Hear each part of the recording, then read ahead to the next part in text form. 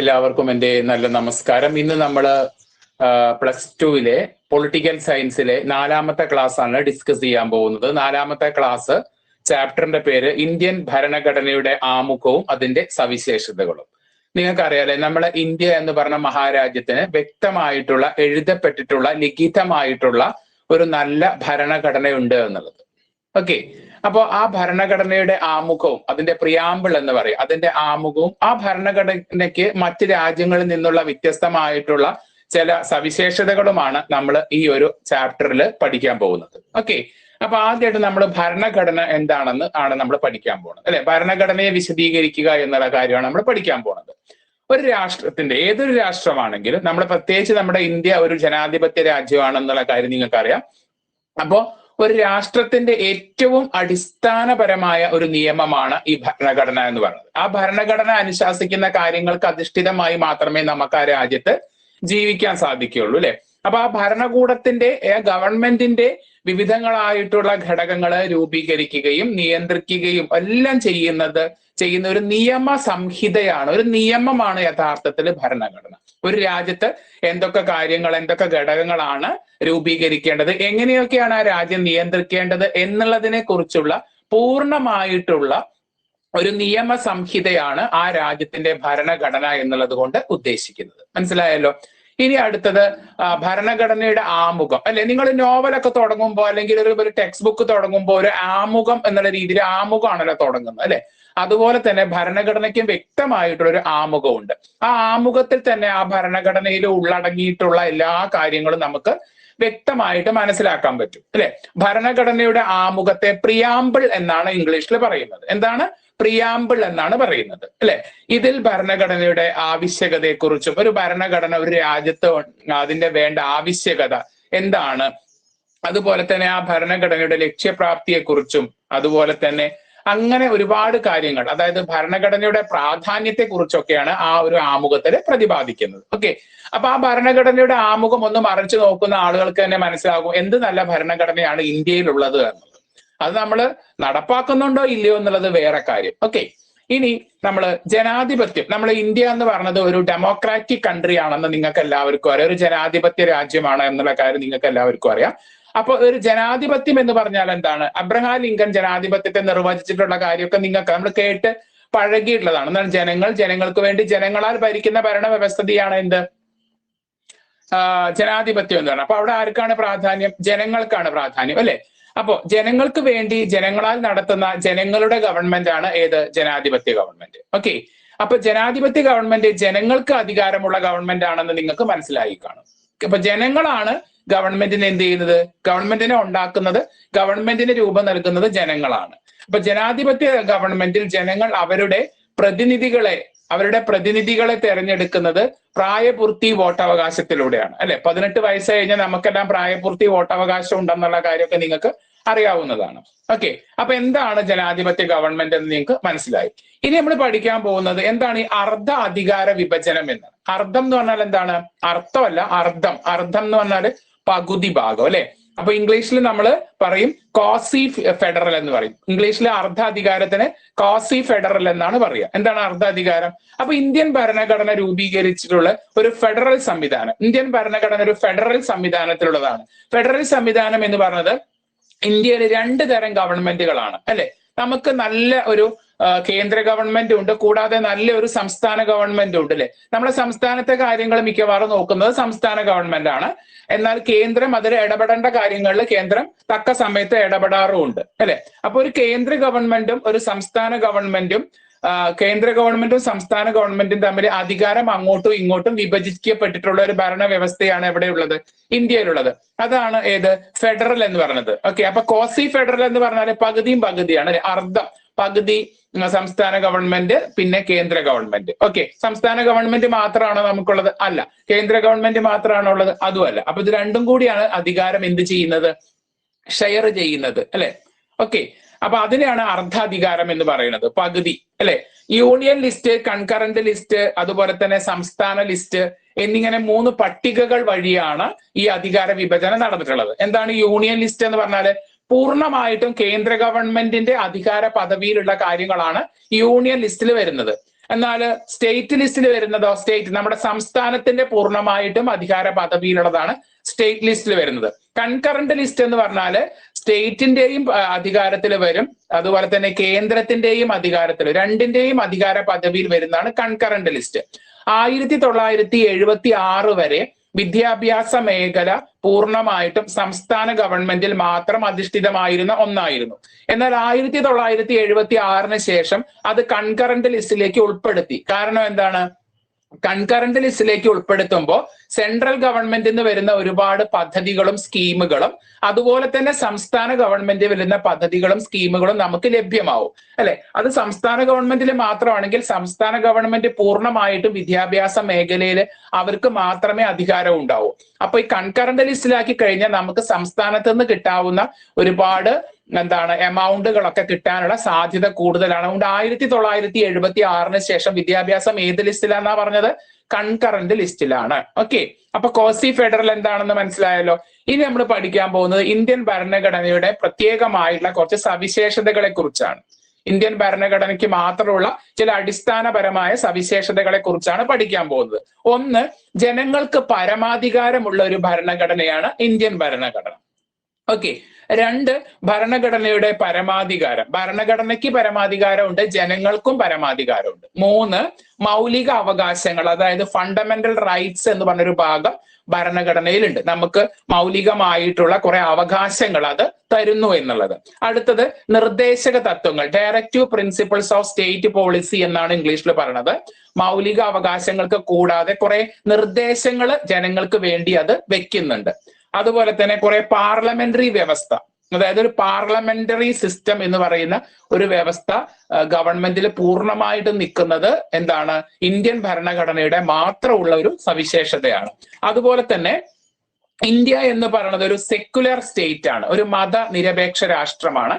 ആ മതനിരപേക്ഷത്വം എന്ന് പറയുന്ന ആ ഒരു അവസ്ഥയെ അത് കാത്തു സൂക്ഷിക്കാനുള്ള ശ്രമമുണ്ട്. അടുത്തത്, ഒരു സോഷ്യലിസ്റ്റ് മാതൃകയിലുള്ള സമൂഹമാണ് ഇന്ത്യയിലുള്ളത്. പിന്നെ പരമാധികാരം, അതുപോലെ തന്നെ ജനാധിപത്യ റിപ്പബ്ലിക് എന്നൊക്കെയുള്ള ചില ആശയങ്ങളൊക്കെ തന്നെ ഇന്ത്യൻ ഭരണഘടനയ്ക്ക് മാത്രമുള്ള ചില സവിശേഷതകളാണ്. അപ്പൊ ഈ ഒരു 9 പോയിന്റ് നിങ്ങൾ വ്യക്തമായിട്ട് മനസ്സിലാക്കുക. അതുപോലെ തന്നെ ഇന്ത്യൻ ഭരണഘടനയിൽ എല്ലാ ജനങ്ങൾക്കും നീതി ലഭിക്കണം എന്നുള്ള ഒരു അവസ്ഥ അത് മുന്നോട്ട് വെക്കുന്നുണ്ട്. അങ്ങനെ ജസ് എന്ന ലാറ്റിൻ പദത്തിൽ നിന്ന് രൂപം കൊണ്ടിട്ടുള്ള ജസ്റ്റിസ് എന്ന് പറയണം. ജസ്റ്റിസ് എന്ന് പറഞ്ഞാൽ നീതി. ഓക്കെ.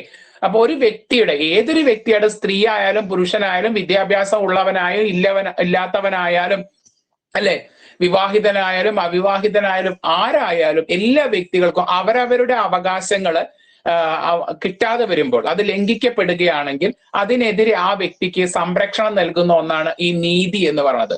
അരിസ്റ്റോട്ടിൽ എന്ന് പറയുന്ന ഗ്രീക്ക് ചിന്തകൻ ഈ നീതിയെ ന്യായത്തിന്റെയും സമത്വത്തിന്റെയും അടിസ്ഥാനത്തിലാണ് വ്യാഖ്യാനിച്ചത്. എല്ലാവർക്കും ന്യായം കിട്ടണം, എല്ലാവർക്കും തുല്യത ലഭിക്കണം എന്നുള്ളത്. ഇപ്പൊ നമ്മുടെ ഏകദേശം മധ്യകാലഘട്ടത്തിൽ നീതിയെ പ്രകൃതിയുടെ നിയമവുമായി ബന്ധപ്പെടുത്തിയൊക്കെയാണ് പഠിച്ചിരുന്നത്. പക്ഷെ നമ്മൾ ആധുനിക യുഗത്തിലാണ് ഇന്ന് നമ്മൾ ജീവിക്കുന്നത്, അല്ലെ? അപ്പൊ നീതി നിയമത്തിന്റെയും അതുപോലെ തന്നെ നമ്മുടെ ക്രമസമാധാനത്തിന്റെയും ഒക്കെ നടത്തിപ്പിന് വലിയ പരിഗണന നമ്മൾ ഇന്ന് കൊടുക്കുന്നുണ്ട്. എല്ലാ പൗരന്മാർക്കും സാമൂഹിക, സാമ്പത്തിക, രാഷ്ട്രീയ നീതി ഉറപ്പുവരുത്തണം എന്നാണ് ഇന്ത്യൻ ഭരണഘടന അനുശാസിക്കുന്നത്. ഇന്ത്യൻ ജനത സ്വയം ഭരണഘടനയിലൂടെ സ്വന്തമായിട്ട് ജനങ്ങൾക്കാണ് അധികാരമുള്ളത്. അപ്പൊ സാമൂഹിക, സാമ്പത്തിക, രാഷ്ട്രീയ രംഗങ്ങളിലെല്ലാം തന്നെ നീതിയുക്തമായിട്ടുള്ള ഒരു വ്യവസ്ഥിതി കെട്ടിപ്പടുക്കുക എന്നത് തന്നെയാണ് ഇന്ത്യൻ ഭരണഘടനയുടെ പ്രധാനപ്പെട്ട ലക്ഷ്യങ്ങൾ എന്ന് പറയുന്നത്. അപ്പൊ ഒന്നാമതായിട്ട് ഇന്ത്യൻ ഭരണഘടന നമുക്ക് മുന്നോട്ട് വെക്കുന്നത് സോഷ്യൽ ജസ്റ്റിസ് ആണ്.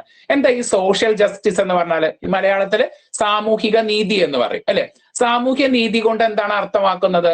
സമൂഹത്തിൽ പ്രത്യേകമായിട്ടുള്ള ആനുകൂല്യങ്ങൾ അനുഭവിക്കുന്ന ഒരുപാട് വിഭാഗങ്ങളുണ്ട്, അതില്ലാതിരിക്കുക. എല്ലാവർക്കും തുല്യമായ, അല്ലെ, അത് ആണെന്നോ പെണ്ണെന്നോ അല്ലെങ്കിൽ സമ്പത്തുള്ളവനോ ഇല്ലാത്തവനോ എന്നുള്ള തരംതിരിവൊന്നും ഇല്ലാതെ എല്ലാവർക്കും സാമൂഹികമായിട്ട് സമൂഹത്തിൽ ജീവിക്കാനും അവരുടെ അവകാശങ്ങൾ നിറവേറ്റപ്പെടാനൊക്കെ ഉള്ള അവകാശങ്ങൾ കൊടുക്കുക എന്നുള്ളതാണ് സാമൂഹിക നീതി അല്ലെങ്കിൽ സോഷ്യൽ ജസ്റ്റിസ് എന്നുള്ളത് കൊണ്ട് ഉദ്ദേശിക്കുന്നത്. രണ്ടാമത്തത് എന്താണ്? സാമ്പത്തിക നീതിയാണ്. അതായത് എക്കണോമിക് ജസ്റ്റിസ് എന്ന് പറയും.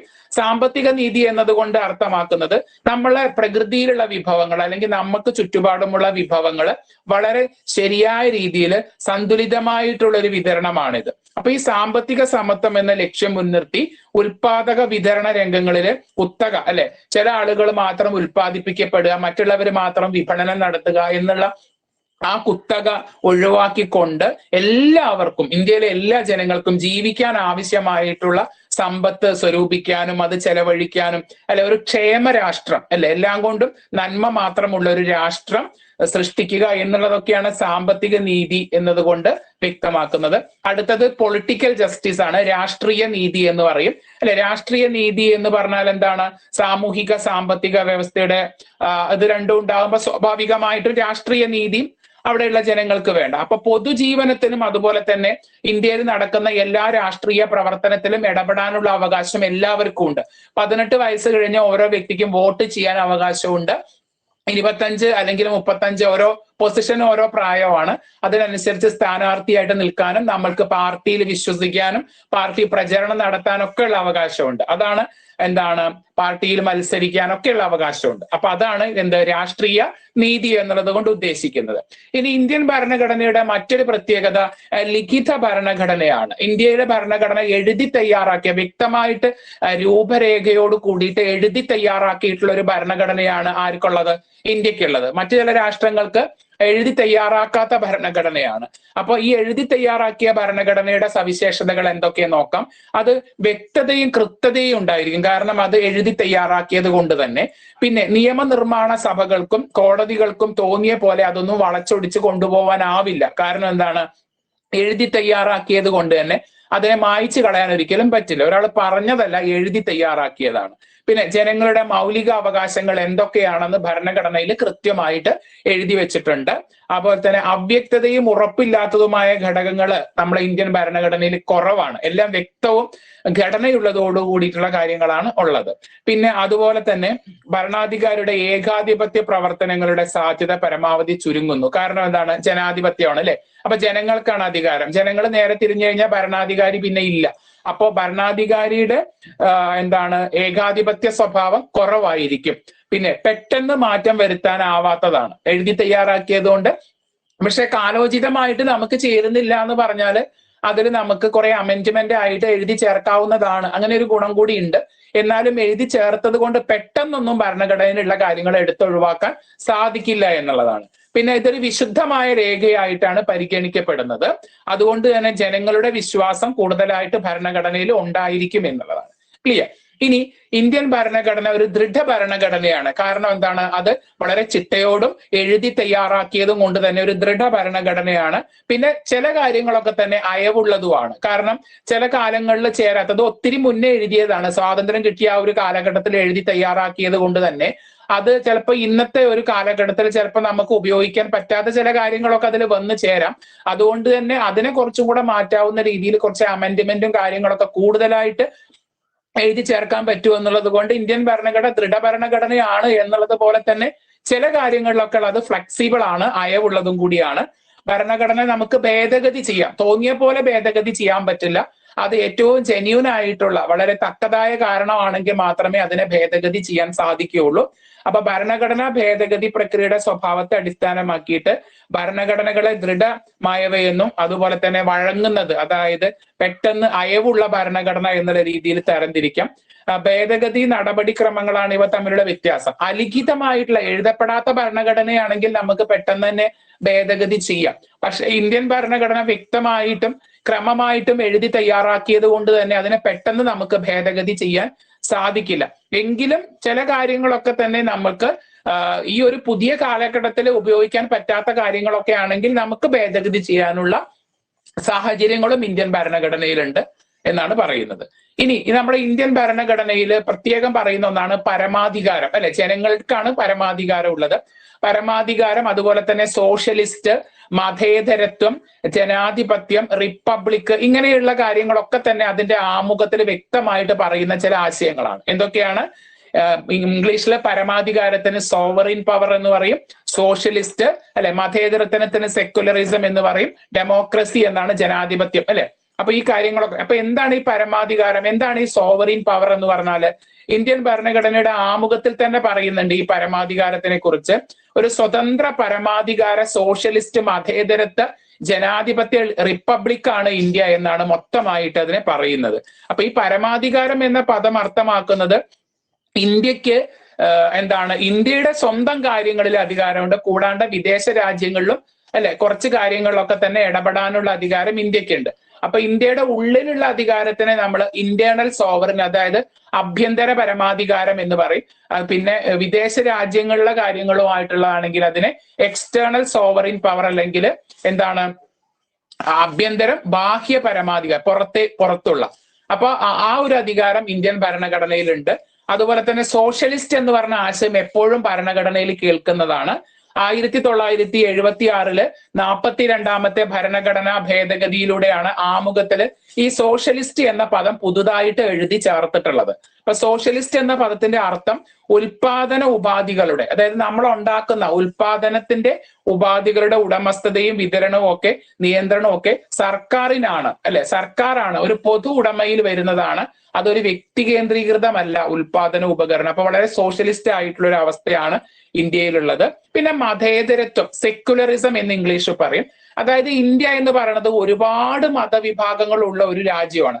അതുകൊണ്ട് അതിനെ മെയിൻറ്റെയിൻ ചെയ്ത് കൊണ്ടുപോവുക എന്ന് പറഞ്ഞാൽ വളരെ ബുദ്ധിമുട്ടുള്ള ഒരു കാര്യമാണ്. അപ്പൊ ഇന്ത്യയിൽ ഇത്തരത്തിലുള്ള വിവിധങ്ങളായിട്ടുള്ള മതങ്ങൾ ഉള്ളത് കൊണ്ട് തന്നെ നമ്മൾ സ്വന്തം മതത്തിൽ അടിയുറച്ച് വിശ്വസിച്ചുകൊണ്ട് മറ്റുള്ള മതങ്ങളെ റെസ്പെക്ട് ചെയ്യാൻ പഠിക്കണം. സ്വന്തം മതത്തിൽ വിശ്വാസം ഇല്ലാത്ത ഒരു വ്യക്തിക്ക് മറ്റു മതങ്ങളെ റെസ്പെക്ട് ചെയ്യാനും പറ്റില്ല.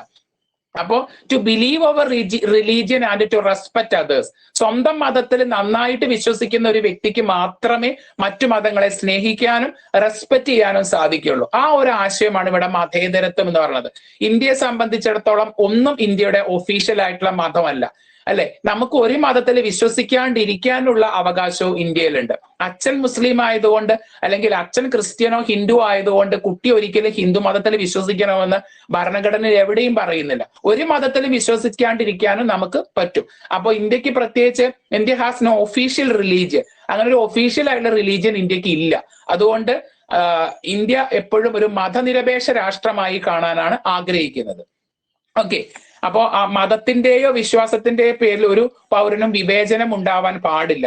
ഓരോ പൗരനും അവനവന് ഇഷ്ടമുള്ള മതത്തിൽ വിശ്വസിക്കാനുള്ള അധികാരമുണ്ട്. ഞാൻ പറഞ്ഞു അല്ലെ, രാഷ്ട്രത്തിന് പ്രത്യേകിച്ച് ഔദ്യോഗികമായിട്ടുള്ള മതം ഇല്ല എന്നുള്ളതാണ്. പിന്നെ ജനാധിപത്യം നമ്മൾ നേരത്തെ പറഞ്ഞു കഴിഞ്ഞു. ജനങ്ങൾ ജനങ്ങൾക്ക് വേണ്ടി ജനങ്ങളാൽ തെരഞ്ഞെടുക്കുന്ന ഒരു ഭരണ വ്യവസ്ഥിതിയാണ് എന്ത്, ജനാധിപത്യം. അപ്പൊ അവിടെ ജനങ്ങൾക്കാണ് കൂടുതൽ അധികാരം എന്ന് പറഞ്ഞു.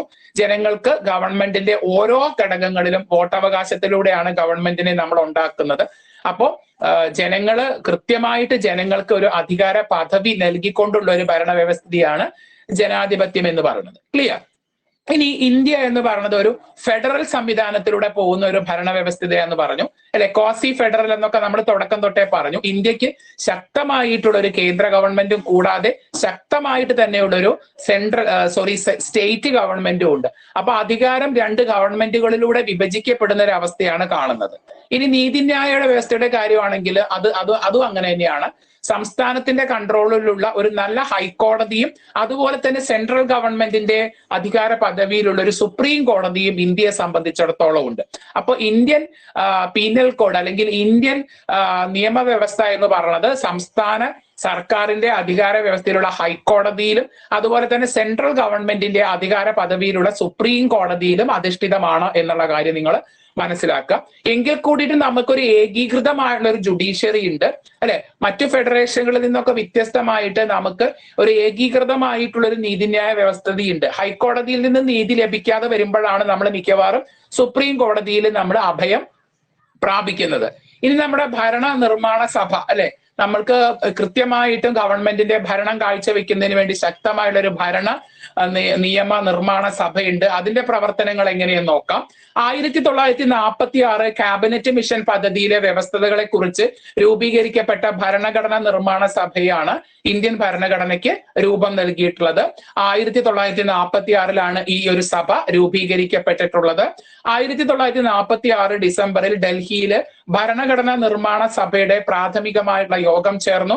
താൽക്കാലികമായുള്ള ചെയർമാനായിട്ട് സച്ചിദാനന്ദൻ സിൻഹ എന്ന് പറയുന്ന വ്യക്തി തെരഞ്ഞെടുക്കപ്പെട്ടു. അങ്ങനെ ഡിസംബർ 11 ഡോക്ടർ രാജേന്ദ്ര പ്രസാദ്, ആരാണ് രാജേന്ദ്ര പ്രസാദ്? നമ്മുടെ ഫസ്റ്റ് പ്രസിഡന്റ് ആണ്, ഇന്ത്യയുടെ ഫസ്റ്റ് പ്രസിഡന്റ് ആണ് ഡോക്ടർ ആദ്യത്തെ രാഷ്ട്രപതി.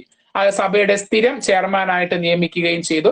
അങ്ങനെ ഭരണഘടനയുടെ വിവിധങ്ങളായിട്ടുള്ള വശങ്ങൾ കൈകാര്യം ചെയ്യപ്പെട്ട് ആണ് നമ്മൾ വ്യക്തവും ശക്തവും ലിഖിതവുമായിട്ടുള്ള ഒരു ഭരണഘടനയ്ക്ക് ഫോം ചെയ്യാൻ തുടങ്ങിയത്. അങ്ങനെ 1947 ഓഗസ്റ്റ് 14 ഈ ഭരണഘടനയുടെ 4ാമത്തെ സമ്മേളനം നടന്നത്. അങ്ങനെ 1949 നവംബർ 26 പുതിയ ഭരണഘടന സ്വീകരിക്കപ്പെടുകയും അവിടെ സഭയുടെ പ്രസിഡന്റായ ഡോക്ടർ രാജേന്ദ്ര പ്രസാദ് അതിൽ ഒപ്പുവെക്കുകയും ചെയ്തു എന്നുള്ളതാണ്.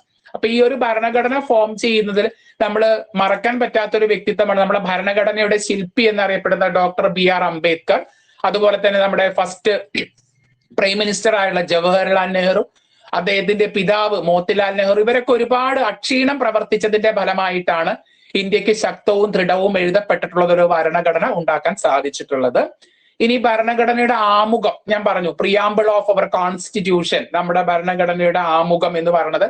ആ ആമുഖം നോക്കിയാൽ തന്നെ ഇന്ത്യൻ ഭരണഘടന എന്താണ് എന്ന് മനസ്സിലാവും അല്ലെ. ഒരു ജനാധിപത്യ മതേതര സോഷ്യലിസ്റ്റ് റിപ്പബ്ലിക് ആണ് ഇന്ത്യ എന്നുള്ള തുടക്കത്തിലൂടെയാണ് ആ ഒരു ആമുഖം തന്നെ തുടങ്ങുന്നത്. ഭരണഘടനയ്ക്കുള്ള ഒരു മുഖവുര അല്ലെങ്കിൽ ഭരണഘടനയുടെ ആ ഒരു അവതാരിക, ഒരു ഇൻട്രൊഡക്ഷൻ എന്നുള്ള രീതിയിലൊക്കെ നമുക്കതിനെ നോക്കിക്കാണാൻ പറ്റും.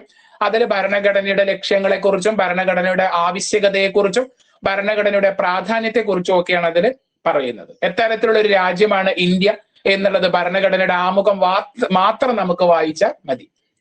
ഇനി ഇന്ത്യയെ സംബന്ധിച്ചിടത്തോളം ഏറ്റവും ദീർഘമായ വലിയ ഒരു ലിഖിതമായ ഭരണഘടനയാണ് ഇന്ത്യൻ ഭരണഘടന എന്ന് ഞാൻ പറഞ്ഞു കഴിഞ്ഞു. അപ്പോ ഇന്ത്യൻ ഭരണഘടനയുടെ അതൊരു റിട്ടൺ കോൺസ്റ്റിറ്റ്യൂഷൻ. ഒന്നാമത്തെ പ്രത്യേകത അത് എഴുതി തയ്യാറാക്കപ്പെട്ടിട്ടുള്ള ഒരു കോൺസ്റ്റിറ്റ്യൂഷൻ ആണ്. ലോകത്തിലെ ഏറ്റവും ദീർഘം എന്ന് പറഞ്ഞാൽ വലിയ കോൺസ്റ്റിറ്റ്യൂഷൻ ആണ്, ലിഖിതമാണ് ഇന്ത്യൻ ഭരണഘടന. 22 ഭാഗങ്ങളായിട്ട് തിരിച്ച് 395 ആർട്ടിക്കിളും 12 ഷെഡ്യൂളുകളുമാണ് ഇന്ത്യൻ ഭരണഘടനയിൽ ഉള്ളത്. അത്രയും വലുതാണെന്നാണ് പറയുന്നത്. ഭരണപരമായ തത്വങ്ങൾ ഇതിലെല്ലാം തന്നെ സമഗ്രമായിട്ട് ഉൾക്കൊള്ളിച്ചിട്ടുണ്ട് എന്നത് മാത്രമല്ല, ഭരണം സംബന്ധിച്ച വിശദാംശങ്ങൾ കൂടി ഇതിൽ കൊടുത്തിട്ടുണ്ട്. കേന്ദ്ര സംസ്ഥാന സർക്കാരുകളുടെ വിശദമായിട്ടുള്ള ഘടന എങ്ങനെ ഭരിക്കണം എന്നുള്ളതിനെ കുറിച്ച് വ്യക്തമായ ധാരണ ഭരണഘടനയിലുണ്ട്.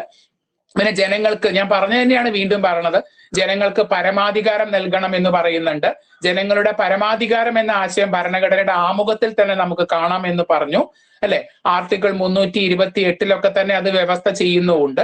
കേന്ദ്രത്തിന്റെയും അതുപോലെ തന്നെ സംസ്ഥാന ഗവൺമെന്റിന്റെയും സർക്കാരുടെ അധികാരം, കൃത്യമായ ഇടവേളകളിൽ സ്വന്തം പ്രതിനിധികളെ തെരഞ്ഞെടുക്കുന്ന വോട്ടെടുപ്പ് സമ്പ്രദായം, ഇതിനെക്കുറിച്ചൊക്കെ പറയുന്നുണ്ട്.